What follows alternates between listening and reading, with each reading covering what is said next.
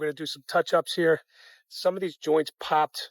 My drainage crew identified it. They called me in to do the soldering. Our first thing we're going to do here is just prep. We're going to use some flux.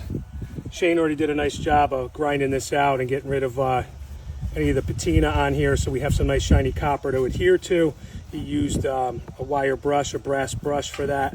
I'm just applying some liquid flux, and we're going to start soldering in a second. All right, what we're going to do is just do a field solder job, a tack job. I'm going to tack solder first, and then I'm going to stitch this seam. I like to use copper irons, but I don't have one. It's been a minute. It's probably been 10 or 12 years since I've soldered.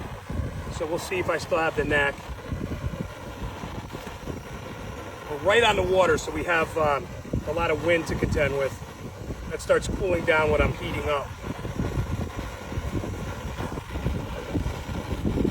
Copper's very conductive though, so this will heat up fast.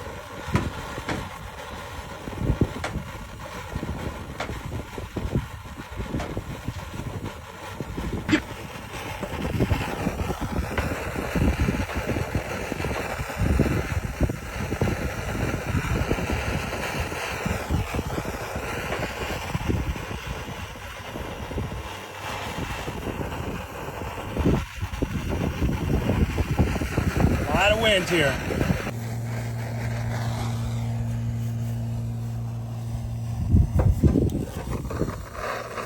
Original snot, attack.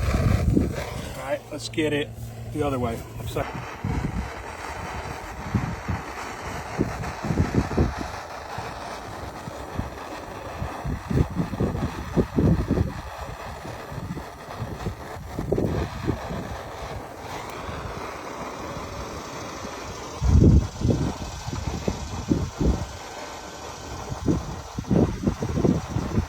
One more roll to get me that inside corner, go all the way around.